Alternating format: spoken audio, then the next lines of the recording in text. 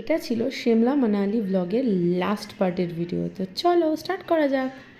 চলো আমরা বেরিয়ে পড়েছি আজকে সোলাং ভ্যালির উদ্দেশ্যে। আমি জানি আমার ব্লগের অনেক প্রবলেম হচ্ছে, বাট স্টিল ঠিক আছে, চলো যাওয়া যাক। আমরা বেরিয়ে পড়েছি সবাই, দেখো। চলো লেটস গো। এটা ছিল সোলাং ভ্যালি। তো আজকের পুরো দিনটা মানে মানালিতে এটা ছিল আমাদের লাস্ট ডে। তো পুরো দিনটা আমরা এখানেই কাটাবো ঠিক করেছিলাম, এবং প্রচণ্ড পরিমাণে সুন্দর লাগছিল, কি বলবো।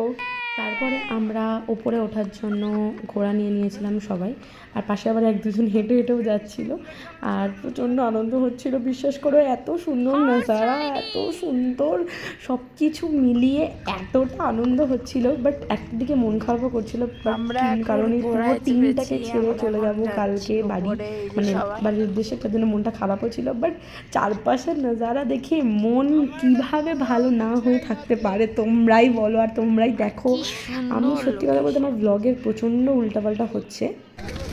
তো এটা হচ্ছে মানে এখানেও সোলাং ভ্যালি। আমরা উপরে চলে এসেছি, আর এখানে কত বড় পিছনের ভিউটা জাস্ট ওয়াও। চলো আমরা এখন রাইডে চাপবো। আর এখানে এখানটা সুন্দর একটা অ্যাকচুয়ালি রোদ উঠেছে, তো বরফগুলো গড়ে গড়ে পড়ছে।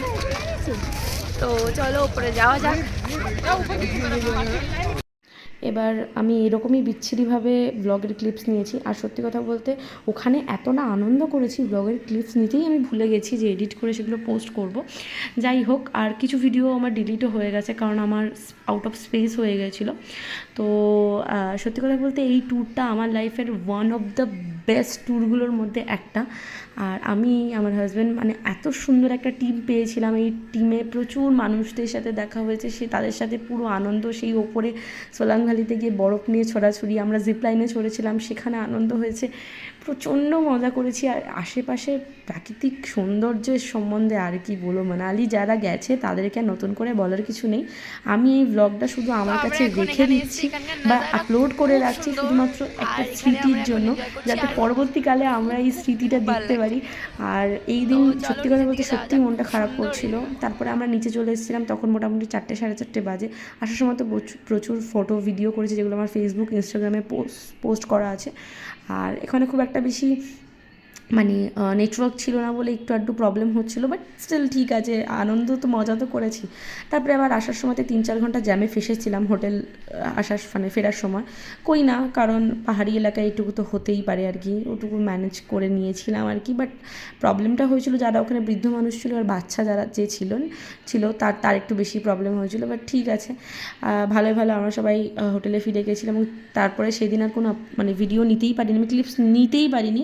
মানে হোটেলে ফিরে আমরা আরও অনেক মজা করেছি, ডিজেতে গান শুনেছি, নেচেছি। এটা হচ্ছে পরের দিন সকালে, মানে যেদিন আমরা মানালি থেকে ফিরছি। তো ফেরার পথে আমরা মণিকরণ গেছিলাম। আর ওখানকার তো কী বলবো, যারা মণিকরণে গেছে তাদেরকে আর নতুন কিছু বলার নেই। যে মানে হট ওয়াটার স্প্রিং, যেটা মানে উষ্ণ প্রস্রবণ, যেখানে গরম, কী বল, বাইরে এত ঠান্ডা আর ভেতরে এতটা গরম, আলাদাই পজিটিভিটি। ওখানে বসেছি আমরা, ওখানকার মহাপ্রসাদ নিয়েছি।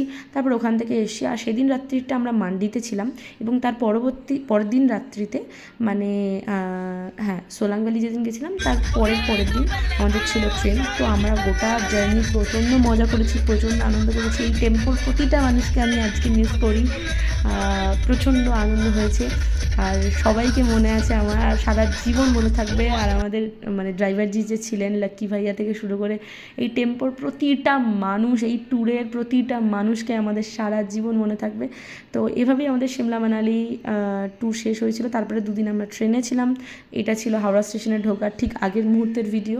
তো এইভাবেই আমরা হয়তো ট্যুরে যাই, আর অনেক অনেক অনেক অনেক অনেক ভালো ভালো স্মৃতি নিয়ে আমরা বাড়ি ফিরি। তো এরকমই আবার নতুন কোনো ট্যুর হবে। তো টাটা।